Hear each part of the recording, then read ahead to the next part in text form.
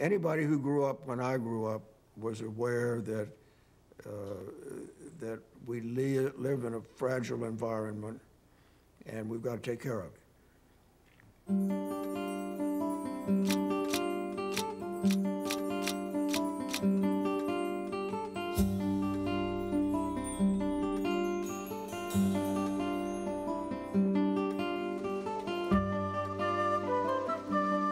Edward Harte was born to newsprint. His great-grandfather was a Washington correspondent for the New York Tribune, and his father, Houston Harte, began his newspaper career in 1911 as a reporter for the Los Angeles Examiner. Ed was born in Pilot Grove, Missouri in 1922, and in the early 1920s, the family moved to San Angelo, Texas, where his father acquired the San Angelo Standard newspaper. In 1928, Ed's father, Houston, became partners with Bernard Hanks, and the two began building a chain of newspapers. The newspaper chain grew, and Ed went off to college at Dartmouth.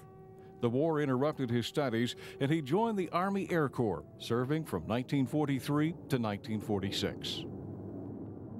After the war, he returned to Dartmouth, where he met Janet Fry, a daughter of a distinguished Dartmouth professor. They were married in 1947, and Ed started working as a reporter in New England, and then went on to the Kansas City Star. In 1950, Ed and his family moved back to Texas, and in 1956, he came to work at the Corpus Christi Caller-Times. In 1962, he became publisher of the Caller-Times. Ed and Janet always liked to travel and see nature firsthand. Ed's interest in nature and conservation continued to grow, especially his love for birds and birding. The Caller-Times used the Clayburgh, Mobley, Lockett and Weil firm, always. And Harvey was a member of that firm. We had a lot of business, and that's the way I got to know him. And then he discovered that I had an interest that he shared, which was the out of doors, particularly birds. So he would take me, he had a boat, and he would take me when the birds were nesting in the islands along the channel. He would take me out there. We'd inspect, we'd do that forbidden thing. We'd walk up among nesting birds, and we tried not to disturb them. Ed Harte served for 3 years as director of the National Audubon Society and 5 years as its chairman. He is given credit for expanding sanctuary holdings and helping increase its memberships. Well, conservation, when I first got interested in it, which is through the National Audubon Society, was interested in species. There were Ducks Unlimited, they were interested in ducks. National Audubon Society was interested in the whooping crane and various other species, but it was birds. Other outfits were interested in gray wolves, for instance.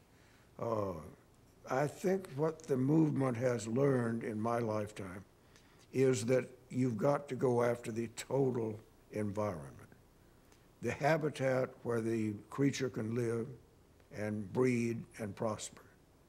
And I think nearly everybody has graduated from the species specific to a more holistic view.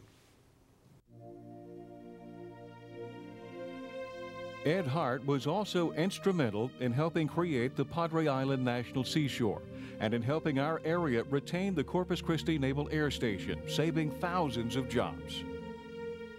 Ed Harte has done many good things for many people. But in September of 2000, Ed Harte gave one of the most extraordinary gifts that will ever be given in South Texas.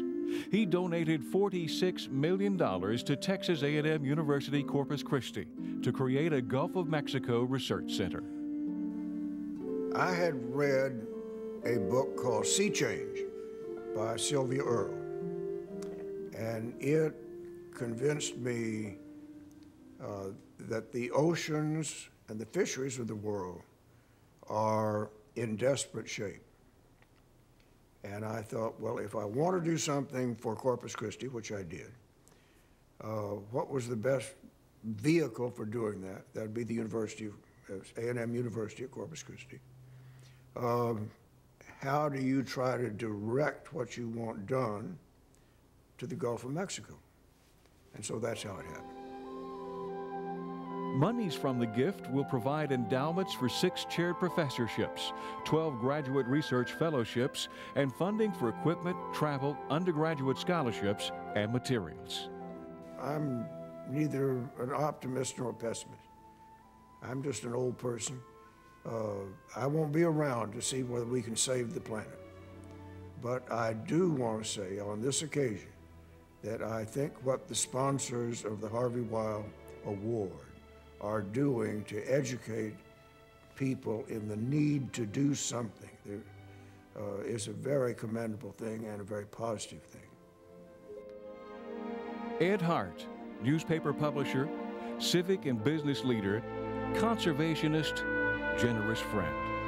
Ed Harte, a man for all seasons.